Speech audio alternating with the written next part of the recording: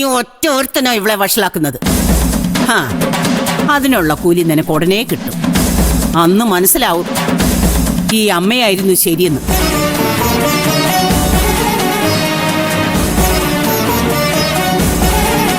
ഇവനെ ഏഷണി കയറ്റിയതാ.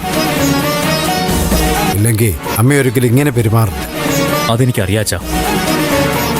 അതുകൊണ്ടല്ലേ ഞാനൊന്നും മിണ്ടാതെ നിന്നത്. ദേവികയുടെ കൂടെ ഞാനും വരാൻ വേറൊരു കാരണം കൂടിയുണ്ട്. ഞങ്ങള് ചില നീക്കങ്ങൾ നടത്തിയിട്ടുണ്ട്. അത് അച്ഛനോടും കൂടി ഒന്ന് പറയണം. അതിനെന്താ മോനെ, മോൻ വന്നിരിക്കും. വാ.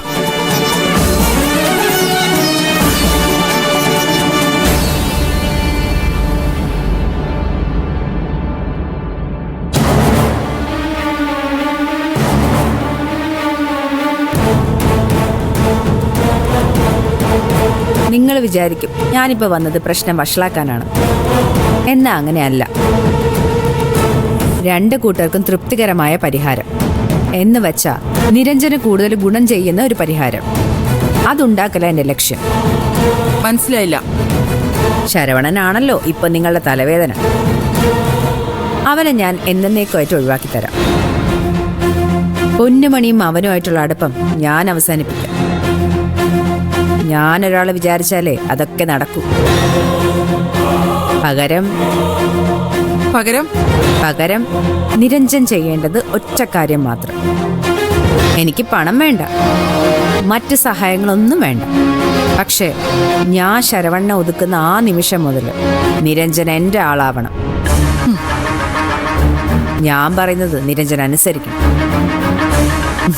പേടിച്ചു പോയല്ലേ?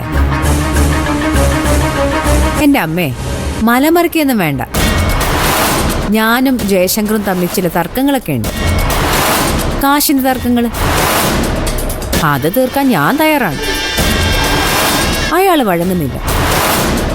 കോടതി കൊടുത്തിരിക്കുന്ന കേസ് കഴിയട്ടെന്ന അയാളുടെ വാദം. അതൊക്കെ കഴിയുമ്പോൾ സമയം കുറേ എടുക്കും. അതിനു മുമ്പ് തീർക്കേണ്ടതൊക്കെ തീർക്കണം, കിട്ടേണ്ടതൊക്കെ കിട്ടണം. നിരഞ്ജൻ വിചാരിച്ച ജയശങ്കറിന്റെ മനസ്സ് മാറും. മനസ്സിലാവുന്നുണ്ടോ ഞാൻ പറയുന്നത്? മനസ്സിലാവുന്നുണ്ട്. ചെയ്യാനൊരു ബുദ്ധിമുട്ടുമില്ല, ആർക്കും നഷ്ടവും ഇല്ല. എന്നാ നേട്ടമുണ്ടും താൻ. നിങ്ങൾ ശരവണ്ണൻ എന്ന ഭീഷണിയിൽ നിന്ന് എന്നേക്കുമായിട്ട് രക്ഷപ്പെടും.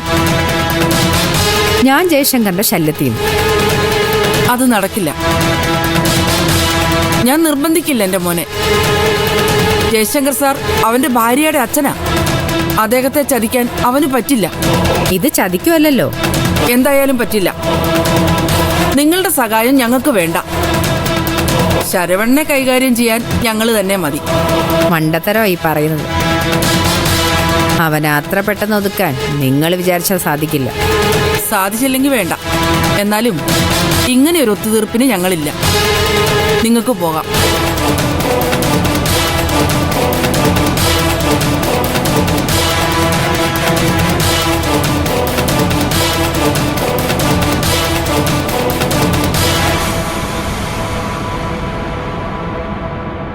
അപ്പോ പത്രത്തിൽ പരസ്യം വരും. വരും. വന്ന ഗുണമുണ്ടാവും.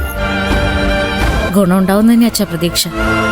ഒന്നല്ല, 2 പേരെയാ കാണാതായത്. കണ്ടുപിടിക്കാൻ നമ്മളും കൂടി ശ്രമിക്കണ്ടേ അച്ഛാ? ആ ശ്രമത്തിന്റെ ആദ്യപടിയാ ഈ പരസ്യം.